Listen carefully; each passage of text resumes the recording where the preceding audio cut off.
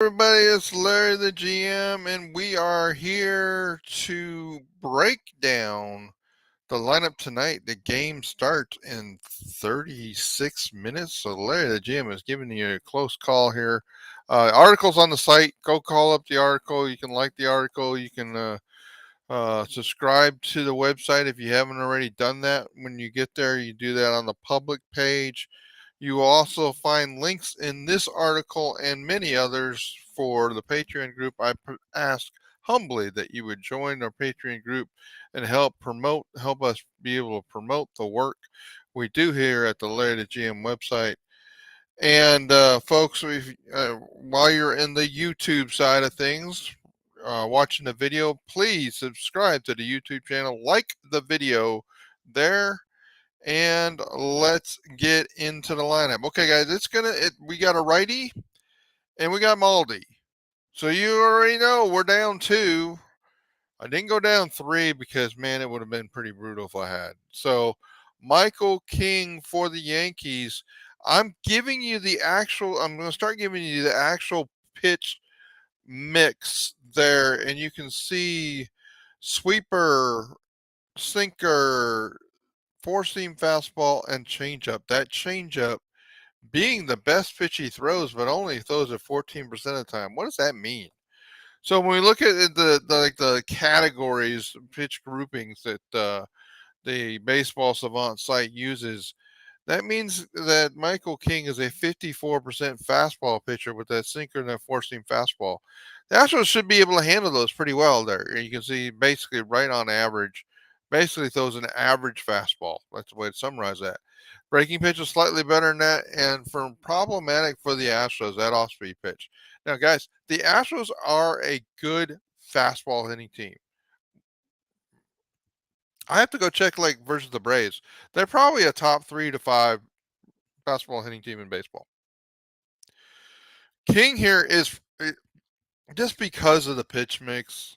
I went ahead and labeled him fastball dominant, but I think some of the things the Astros are doing with the lineup are telling you they're looking at that off speed pitch, they're looking at that changeup, and they're making some moves tonight as far as the lineup based on that um, changeup. And I don't know if that's really the best option.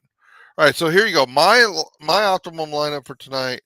You can see it there. I'm not going to go through it because it's kind of irrelevant what I think, other than we can compare what the ex WOBA would be of my lineup, which is 354 with a predicted runs of 5.8 runs tonight, versus the lineup Dusty's rolling out, which is a 332, 5.1 runs per game.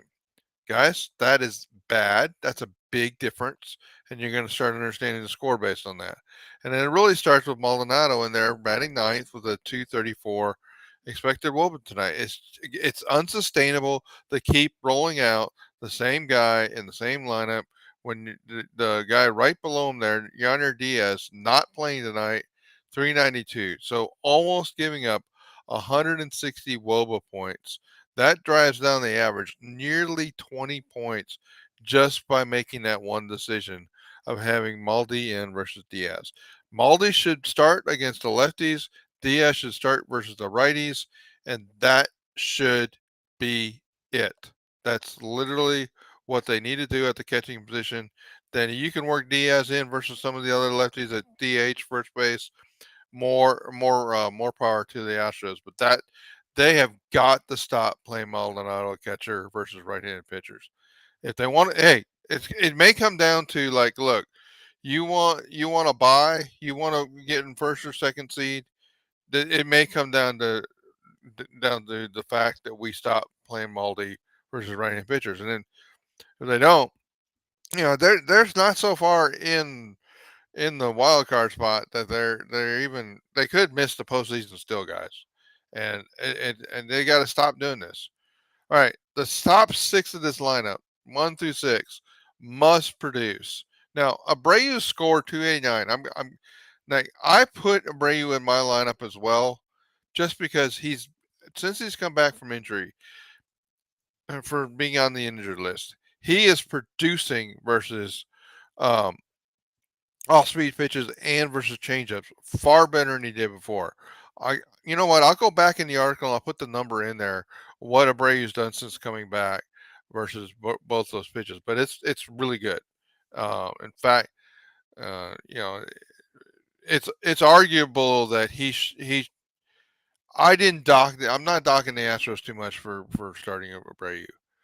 Um, Now I think they're starting to bond because I'm going to jump down to this page right here because it's going to show you they're starting to bond because they're really worried about this right here. Myers and McCormick versus that changeup.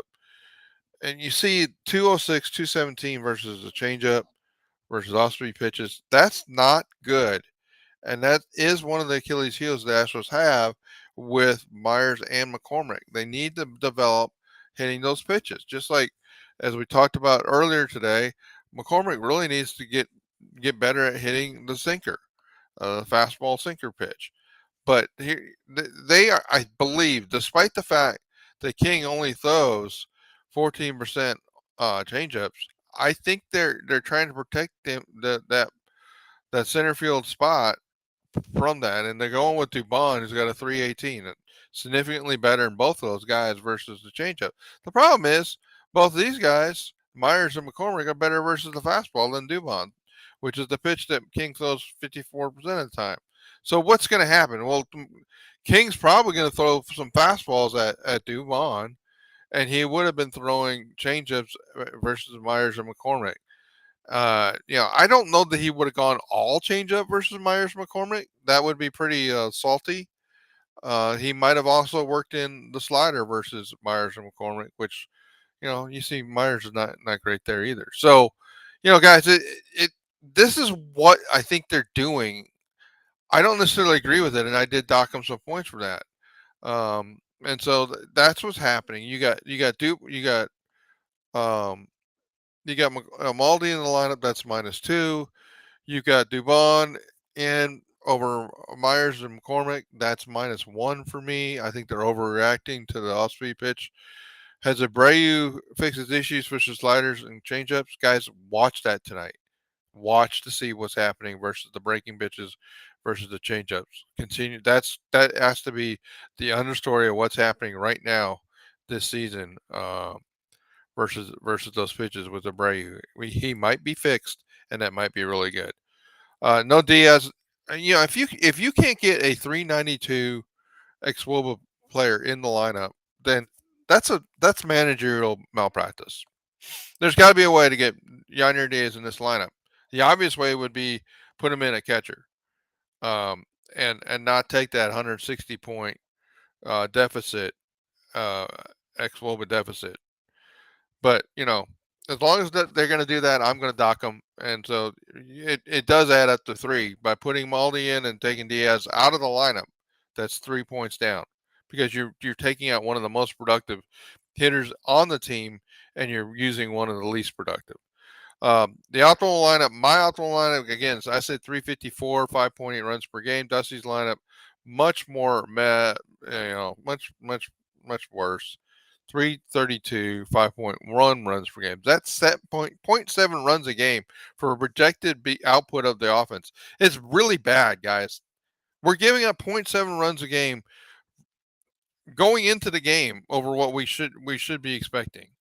So I know I'm ranting, but I'm so tired of these kinds of lineups. So I'm rating this lineup a 4.5 tonight. You may think it's mean or rough, but who's going to rake? Abreu and Tucker are going to rake. Maldonado is going to struggle. And there you go. There's the Larry the GM lineup analysis. We got the Astros doing the Astros things. We're going to keep Maldi in versus the righties. I'm going to keep deducting big points. All right, guys. There you go. Have a good night. Let's hope the Astros top 6 produces, score some runs, and they're able to overcome the fact that they've got the black hole at the bottom of the lineup. Thanks, guys. Have a good night. Bye bye.